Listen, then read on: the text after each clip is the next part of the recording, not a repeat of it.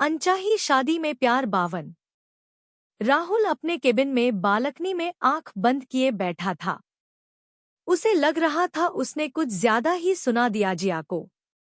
नहीं, मैंने कुछ ज्यादा नहीं सुनाया है, वो मेरा प्यार था ही नहीं, वो किसी और से इश्क करती है, मेरे से नहीं। इतना कहकर राहुल रोने लगता है। Background music.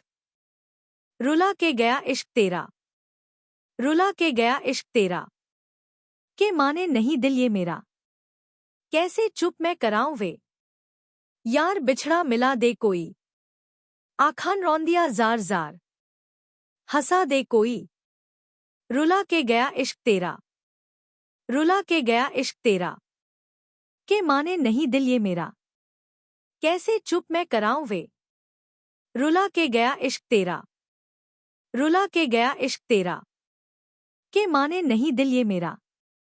जिया बारिश में रोती हुई अपने कदमों को धीरे धीरे चला रही थी। आंख में आंसू के साथ राहुल के साथ बिताए पल याद आने लगते हैं। ऐसा क्या गलत काम किया मैंने राहुल जी, जो आपने मुझे इतना कुछ सुना दिया। जब प्यार का मतलब नहीं समझती थी तब से प्यार करती आई हूँ मैं सिर्फ आपसे, फिर भी आपने हमें इतना गलत समझ लिया। यह कैसा हो सकता है? मैं जिस राहुल जी को जानती थी वो आप तो नहीं है। जिया रोते हुए पैरों पर वहीं बैठ जाती है, जोर जोर से रोने लगती है। जिया के पूरे कपड़े और बार भीग चुके थे। उसका रोना शांत ही नहीं हो रहा था। राहुल अपने केबिन की कुर्सी पर बैठा जिया के साथ बिताए पल याद करते हुए मुस्कुराने लगता है। ख्वाबों से ज्यादा आंसुओं से दोस्ती कर बैठे, जीने की ख्वाहिश में लम्हा लम्हा मर बैठे। राहुल अपने आंख में आंसू पोंछकर बाथरूम में चला जाता है। बारिश कम हो चुकी थी। जिया उठकर अपने आंसू को पोंछकर अपना रोना बंद करती है, पर अभी तक वो सिसकियां रही थी। जिया घड़ी में समय देखती है। इतना लेट हो गया, हमें घर जाना चाहिए। जिया वहां से पैदल ही घर के लिए निकल जाती है। घर थोड़ी ही दूर था अब। जिया को कपड़े और बाल में से पानी बह रहा था। राहुल बाथरूम से बाहर आकर मुंह को पोंछता है। फिर वो पेन ड्राइव और फाइल लेकर मीटिंग रूम की तरफ चला जाता है। मीटिंग रूम में पहले से सब मौजूद थे, इसलिए राहुल को देखकर सब खड़े हो जाते हैं। मानवी राहुल का उतरा हुआ चेहरा देखकर समझ जाती है आज उसका मूड खराब है। सहायतक जिया की वजह से यह भी वो अंदाजा लगा लेती है। हिमा उठ चुकी थी।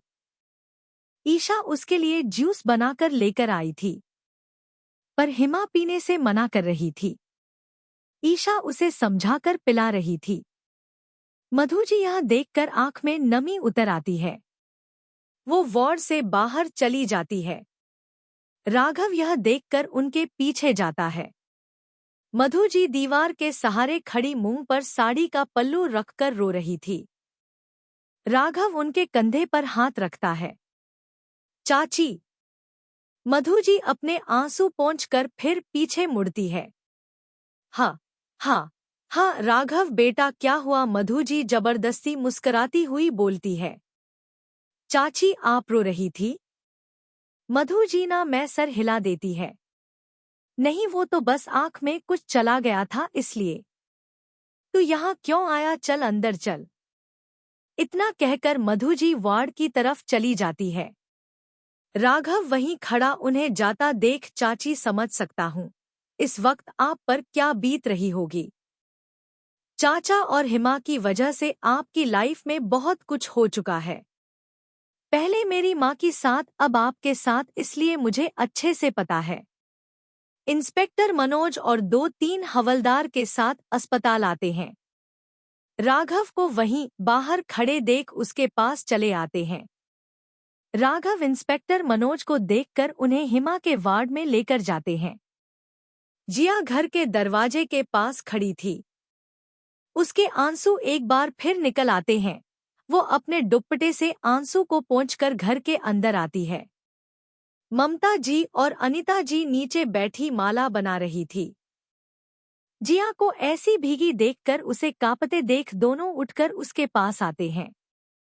जिया बेटा तू भीग कैसे गई? राहुल नहीं आया तेरे साथ, तू उसके साथ आ जाती। मम्मी जी वो आछी। जिया भीगने की वजह जुकाम लग गया था, इसलिए अनीता जी उसे सबसे पहले कपड़े चेंज करने को कहती हैं और बाल को सुखाने को कहती हैं। जिया हाँ मैं सर हिलाकर अपने कमरे में चली जाती है। राहुल मीटिंग रूम में था। उसकी मीटिंग शुरू हो चुकी थी।